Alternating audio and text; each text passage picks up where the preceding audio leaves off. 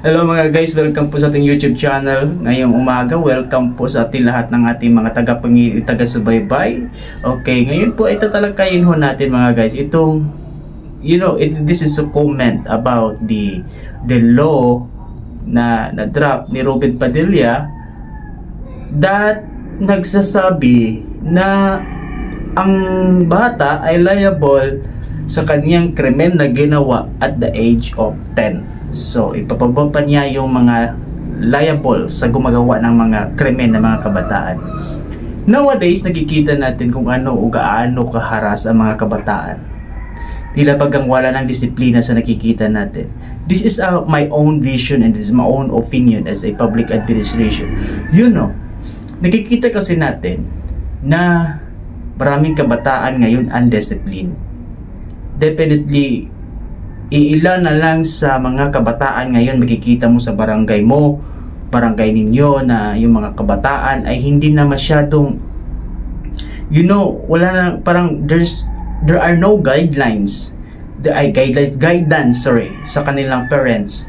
Kasi the most important things is the discipline is nanggaling talaga yan sa magulang, nanggaling yan sa bahay. Pero paano yung mga magulang ay irresponsibilidad?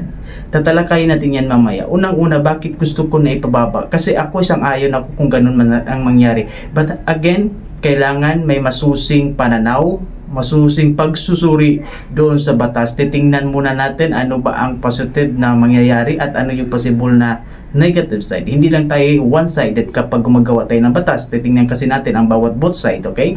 So ngayon guys, titingnan natin kung liable ba ang 10 years old. Okay? Kung ako ang tatanungin, mas marami pang ang below 10 years old ay gumagawa na ng krimen ngayon na hindi nila alam. Because walang discernment, hindi nila alam na krimen na ginagawa nila. Una, influenced by the family, influenced by friends. Bibigyan ko kayo na example. Yung nangyari sa Lanao, binaril yung guro dahil binagsak yung estudyante. Minor de edad. Di ba? Around Metro Manila, alas 12, alas 11, alauna ng madaling araw, alas 2, even though sa Buanga City, maraming minor de edad nagsitakbuhan, nagsilayawan yan dyan sa syudad, nagkalat. When I was there in Zamboanga City, alas 2 ng madaling araw, gising pa ang mga bata andyan sa kanto nag-uusap-usap, mga minor de edad, mga kabataan. Alam mo ano po pumapasok sa mga isipan yan? Magnakaw, mag-drugs, at marami ngayong mga bata na addict na. Marami na ngayong kabataan na lulong sa droga. Hindi lang natin nakikita at hindi binabalita. Kahapon lang may binabalita sa GMA, 6 na kabataan nagbebenta ng marijuana at kasama doon minor de edad. Di ba?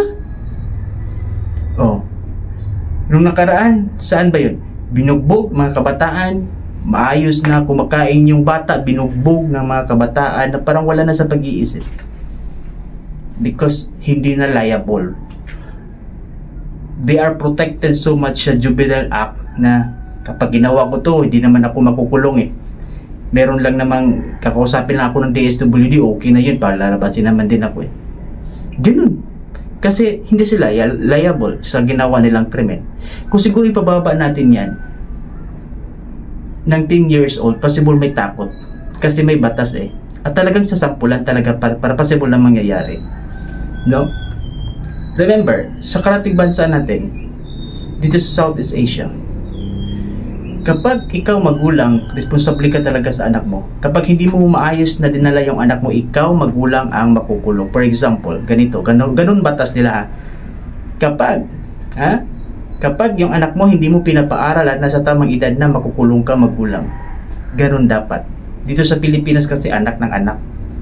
Anak ng anak, hindi alam ang responsibilidad bilang isang magulang. So ano ang mangyayari?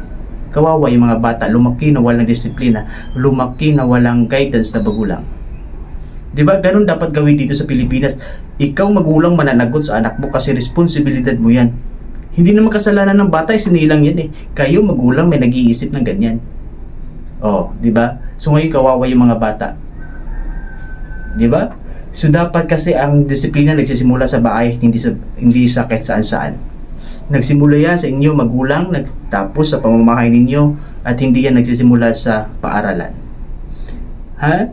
Maraming mga kabataan ngayon, walang disiplina. Hindi mo maibigay yung gusto, agad gagawa ng mga kalukuhan.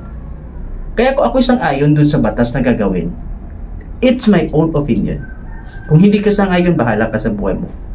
Pero kung ganun man, pero again, uulitin ko, may mga masusing pagsusuri tungkol sa batas na yun. Kasi may Juvenile Act naman Yung Juvenile Act na yan ang pumuprotekta sa mga bata. Okay, na hindi ka makukulong kasi na minor de edad ka pa, under the custody of the SWD, pag okay na palalabasin ka, gagawa din naman ng krimen ulit. Kinabukasan, sunod na buwan, kasama mo naman the SWD.